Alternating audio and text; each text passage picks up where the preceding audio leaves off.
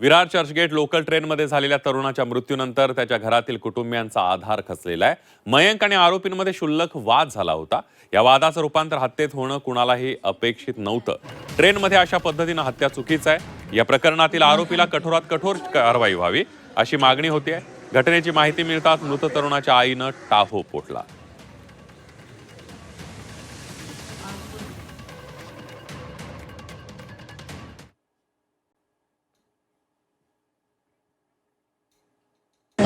हमें लोगों को कुछ आया ही नहीं, हमें फोन कुछ पुलिस लोग ने फोन किया कि ऐसी घटना घटी है, आप लोग आके देखो। कैसे शिक्षा मिलनी चाहिए? की सजा होनी चाहिए। उसको सजा दो, मेरे बेटे को न्याय दो। अपना भी बेटा है। 21 वर्षाचा या सुराम पार्क मध्ये राहतो. आज बरीच वर्ष राहिला तो इथे. कुठच्या लफड्यामध्ये त्याचा कुठच्याच गोष्टीचा काय हे नाही आहे. सकाळी कामाला जाणं, रात्री घरी येणं, त्याचं हेच काम आहे. आता मी एवढंच म्हणेल, रेल्वेमध्ये जे आज कांड झाला, घटना झाली, आणि दुर्दैवी गोष्ट ही का रेल्वेमध्ये ही घटना झाली आहे. रेल्वेची पोलीस कुठपर्यंत आहे. आज रेल्वेमध्ये एवढे सारे कांड होतात, कितीतरी प्रॉब्लेम्स होतात, चरस, गांजा, गुटखा हे सर्व होतं, तरी पोलिसांचं लक्ष नाहीये.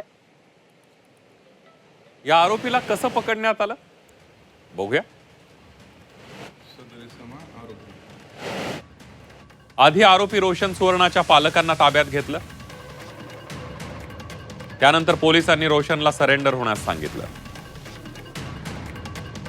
बिथरलेला रोशन सुवर्णा कुर्ला पोलिसांना शरण आला.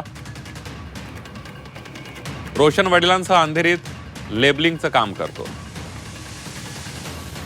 रोशन आणि त्याचे वडील रोज एकत्र घरी जायचे. काल रोशनचे बाबा आधीच घरी निघून गेले. आरोपी आणि मयंक अंधेरीला ट्रेनमध्ये चढले होते. मयंक लोहार कोण होता त्यावर एक नजर टाकूया. 22 वर्षीय तरुण होता. विरारमध्ये कुटुंबासह राहत होता. अंधेरीत एका खासगी कंपनीत सेल्समन म्हणून काम करायचा. कुटुंबात आई वडील, 3 भाऊ आणि 1 बहीण होती.